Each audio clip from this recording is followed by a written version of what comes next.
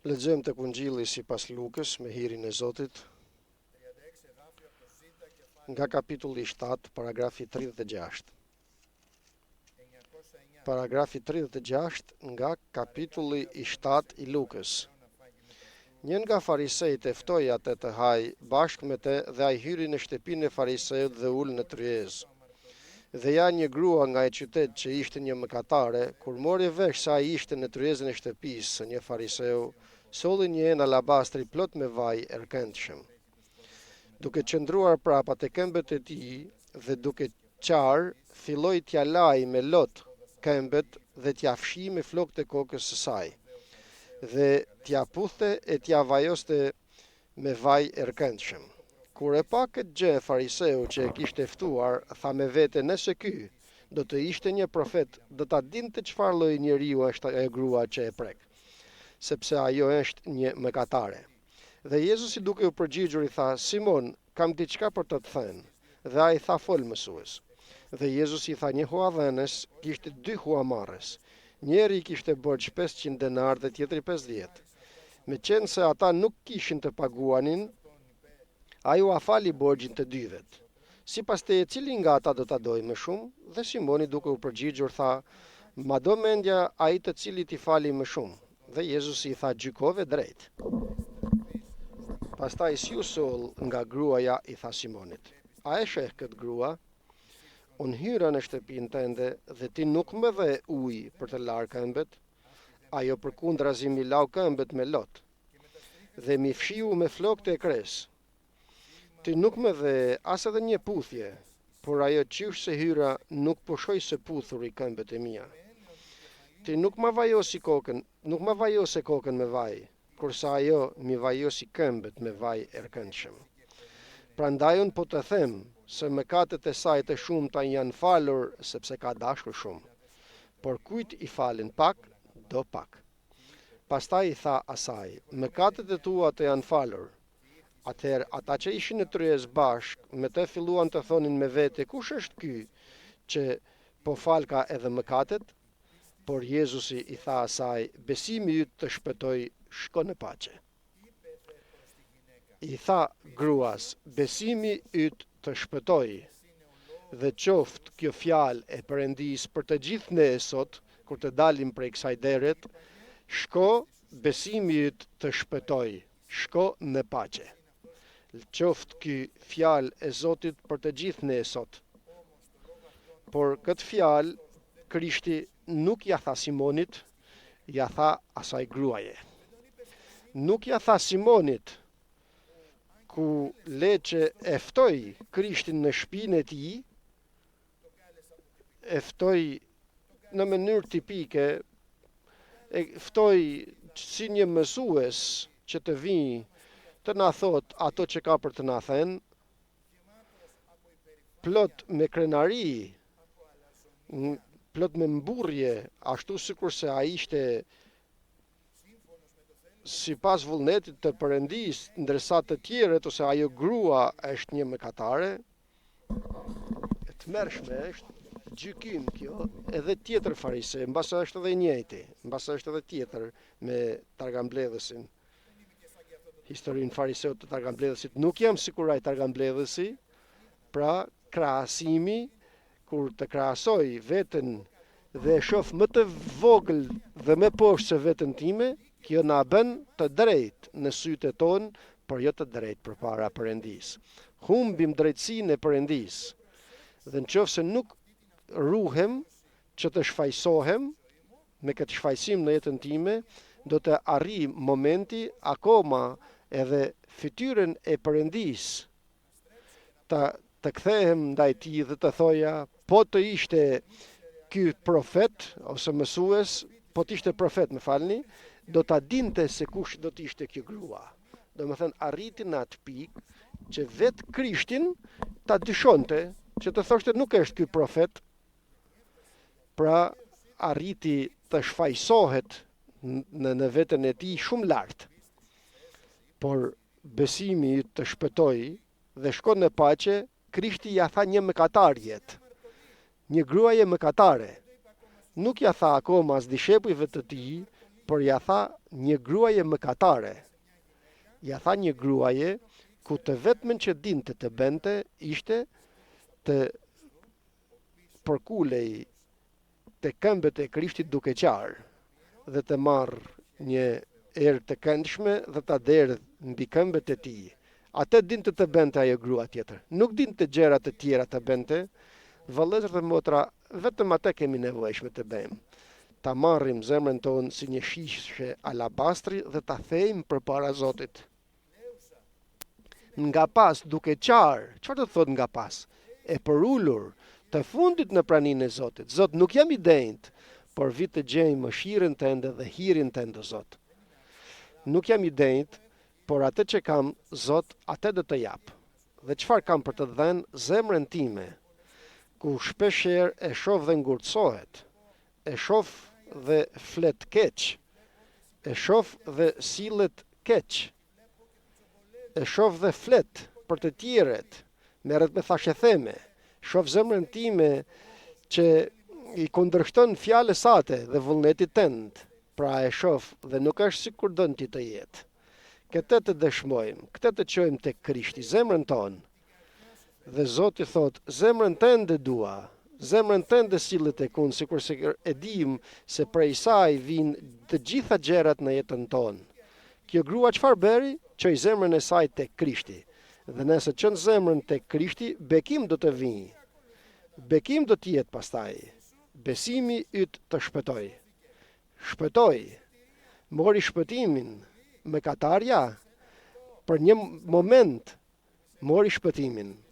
Dhe ne, vëllezër dhe motra, kemi deri në orën 3 që do të lutemi, kemi kohë që ta çojmë zemrën tonë tek Krishti. Dhe uroj të dëgjojmë të gjithë brenda nesh, besimi yt të shpëtoj, shko në paqe. Eja të hash Jezus, i thot fariseu që kishte ftuar në shtëpinë e tij. Tham se për atë që ta thrasësh Krishtin të vinë në jetën tënde, për atë do të vinë. E tharret që të hani, do të haj. E tharret që të mësoj, do të mësoj. E tharret që të shpëtoj, do të shpëtoj. Për atë që e ke thirrur, për atë do të vinë Zoti. Për atë arsye. Por e dim, vëllezër dhe motra, se për ne Perëndia është shpëtimtar, është burim i gëzimit, është burim sepse është fryma e shenjtë që na mbush vetë Perëndia, fryti i frymës të shenjtë. Amin. Dhe për ne është jeta Krishti. Dhe duam jetën dhe të na mësoj, dhe të na drejtoj, dhe të na mësoj. E them përsëri, vëllezër dhe motra, që fryma e shenjtë kur na kontrollon është delikate. Kur fryma e shenjtë na kontrollon, kur dua të me kontrolloj, vjen në mënyrë delikate Zoti për të na kontrolluar. Veçanërisht në dhjatën e re. Shohim shembullin e Judës që më bën kaq përshtypje, një njeri i cili kishte marrë vendim të tradhtoj, ta dorëzoj Zotin. Krishti këtë e din, rri bashkë me të 12 dhe Krishtin. E të mërshme nuk është kjo. Nuk ka turp, nuk ka frikën e Zotit për atë çfarë po bënte në atë moment ai njeri.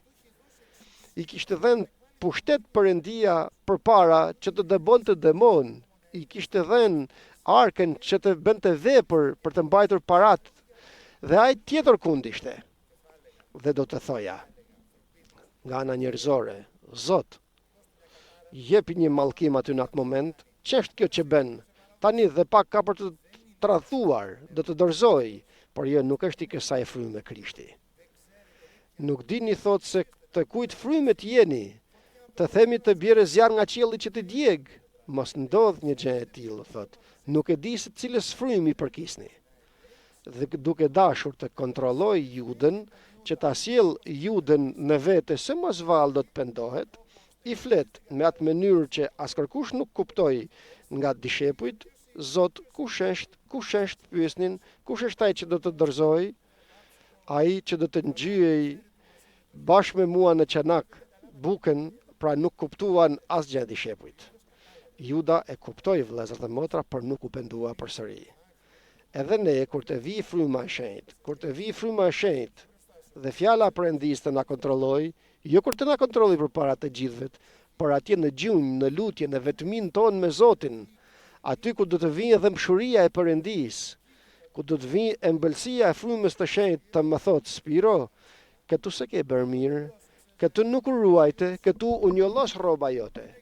Atje shiko zemrën tënde si është, këtu njëra, këtu tjetra, aty ta dëshmojmë vëllezër dhe motra. Ti themi po Zot, gabim bëra. Dhe bashkë me fariseun erdhi edhe një grua që na thot shkrimi se ishte shumë mëkatare. Dhe e mësoi se është në shtëpinë e fariseut, nuk ishte shtëpi që ta tharriste Jezusin, apo mbase edhe kishte turp ta tharriste në shtëpinë e saj, mbase thoshte të thrasun Perëndinë e shenjtë në shtëpinë time, kush e di se çfarë mendonte ajo, por ajo grua e mësoi se është në shtëpinë e fariseut dhe shkoi atje. Mori me vete një shishe me alabastër vajt me erë të këndshme, ishte një aromë shumë e shtrenjtë, ajo ku për ne sot është zemra jonë.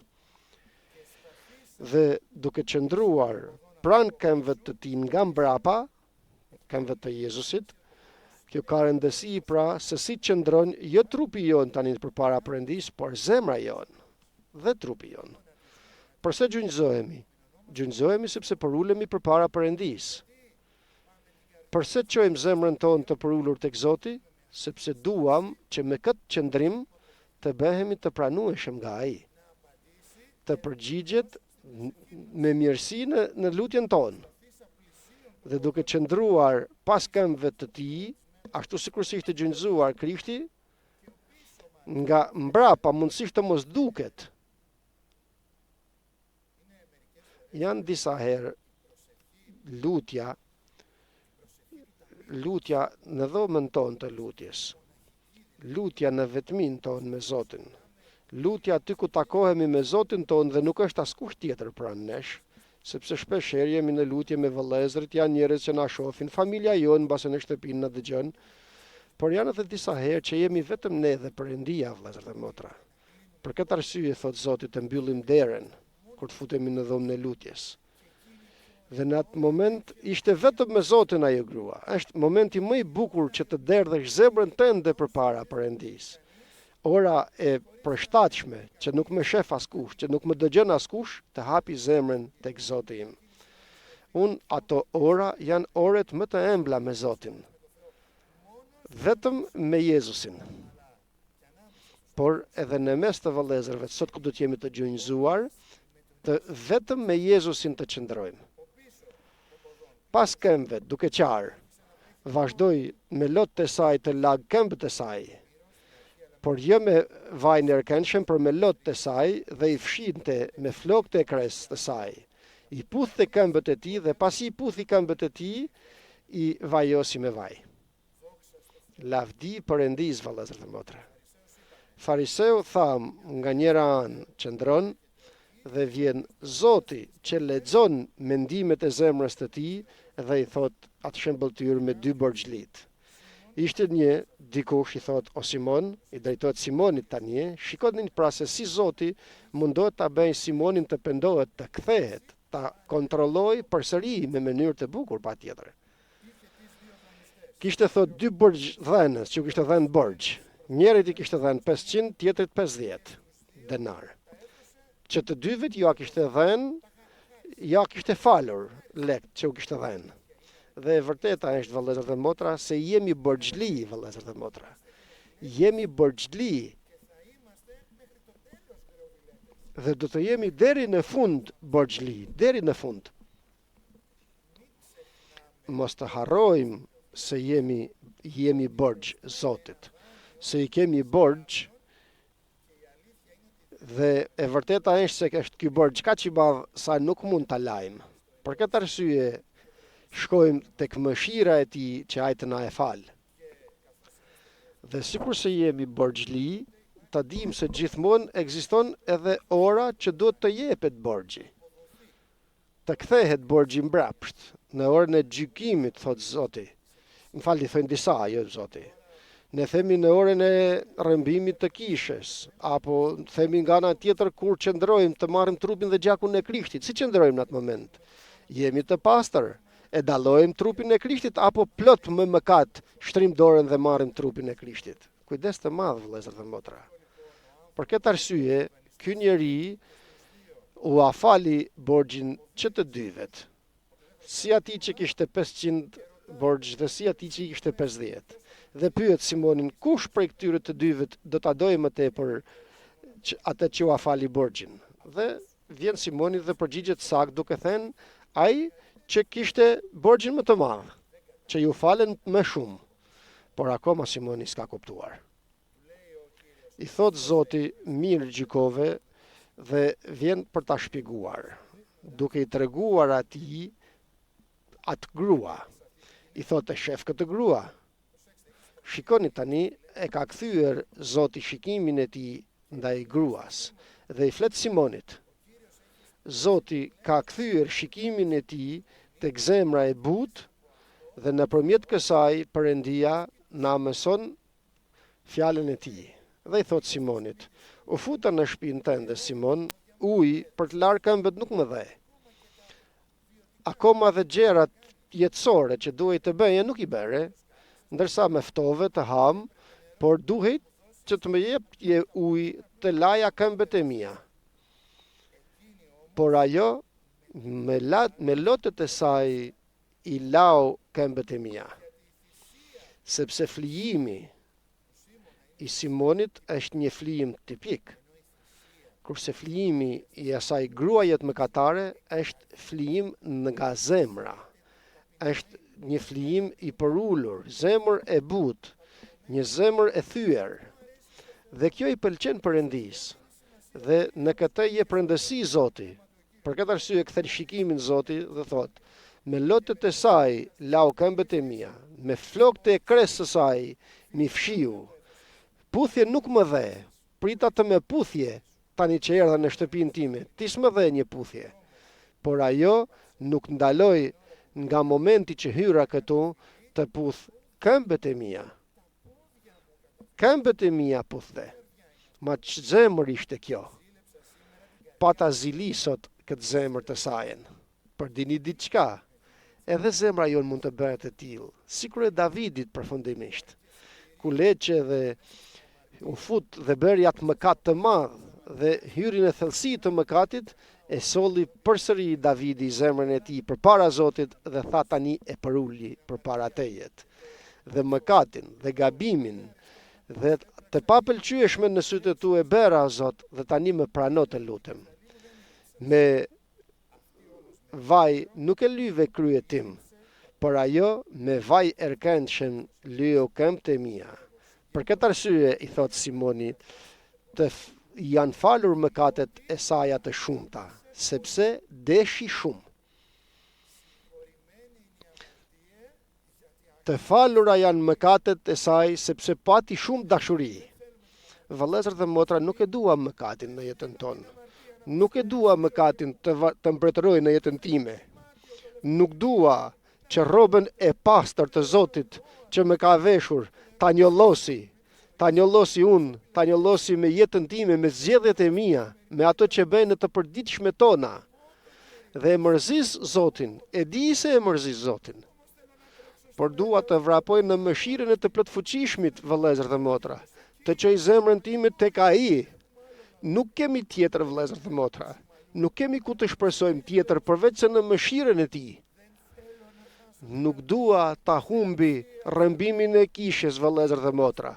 Për asgjë në këtë botë të mos e humbim rrëmbimin e kishës. Nuk dua zemra ime që është rreme, gënjeshtare, të ngatërohet nga bota dhe të thotë, kjo nuk është mëkat, kjo tjetra nuk është mëkat, tjetra nuk është mëkat, nuk prish punë, bëje mëkatin, mos të prishë punë. Dhe thotë tek një profet, predikojnë, thotë, mëkatin e tyre gjithse cili për veten e tyre. Do më thënë, e marrë mëkatin tim dhe në vend që të mërzitem për të qaj për të agjeroj për që të hikë nga unë, e sjeli edhe përpara pranisë të popullit të Perëndis. A mos ndodh kjo në ne? Sot të kthehemi, ditë pendeset, ditë të mëshirës të Perëndis, lavdi Perëndis tonë. Deshi shumë, përse deshi kaq shumë? Se është e mirë?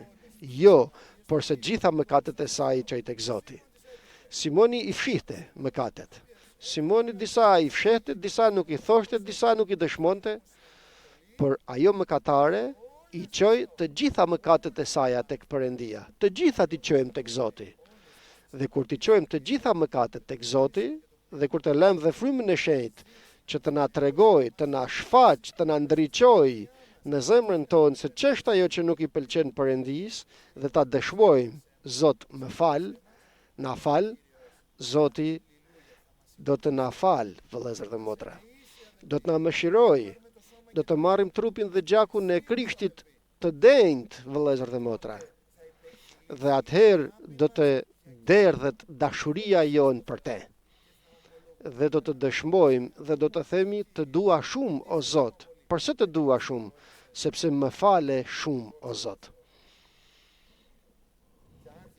Dhe vazhduan ato që ishin të ulur në tryezë bashkë me ta, kush është ky që fal edhe mëkatet?